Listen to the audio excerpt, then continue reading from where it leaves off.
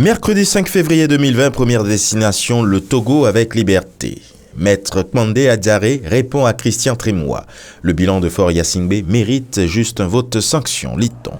Et Togo Matin de commémorer en sa manchette le décès du général Iyadema il y a 15 ans. Un devoir de mémoire s'impose aux Togolais. Au Gabon avec l'Union, Transurbambou de ligne. L'exécutif a, lors du dernier conseil des ministres de vendredi, donné à travers l'adoption d'un projet d'ordonnance son feu vert à la création de la Société gabonaise des transports urbains. Une mise en route qui s'accompagne de quelques questions, dont celle au sujet de l'avenir de la Sogatra et du modèle économique garant du succès de ce nouveau transporteur. Au Cameroun avec le jour, Jean de Dieu Momo rassure au sujet d'une rumeur. Le passeport de Longuet Longuet n'a pas été confisqué. Le ministre affirme que son intervention a juste consisté à faire accélérer l'établissement du document dont la fabrication traînait faute de matériel.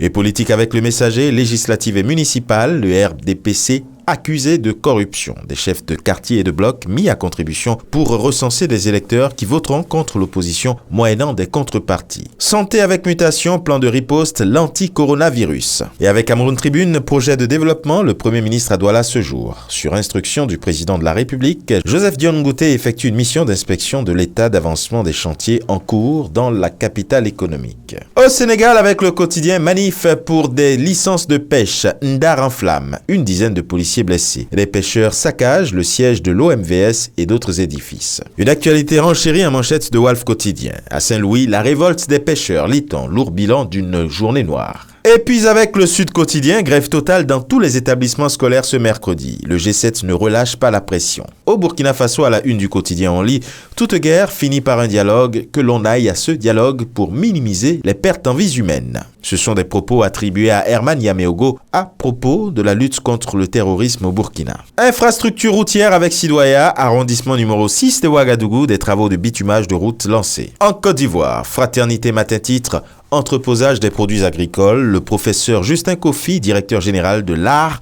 rassure, le producteur ne supportera pas les frais. Avec le jour plus, PDCI-RDA, après ses attaques musclées, Bédier met de l'eau dans son vin. Son appel aux militants, opposez-vous politiquement et non physiquement. Et l'opposition ivoirienne de revenir en manchette du quotidien Le Patriote.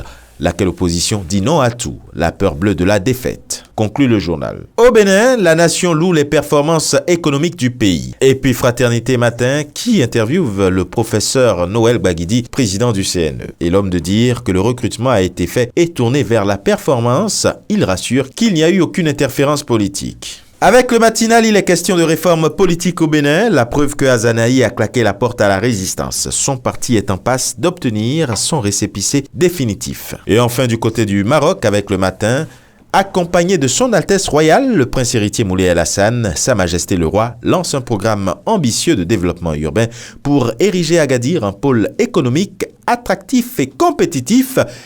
Et ce sera tout pour aujourd'hui. À demain.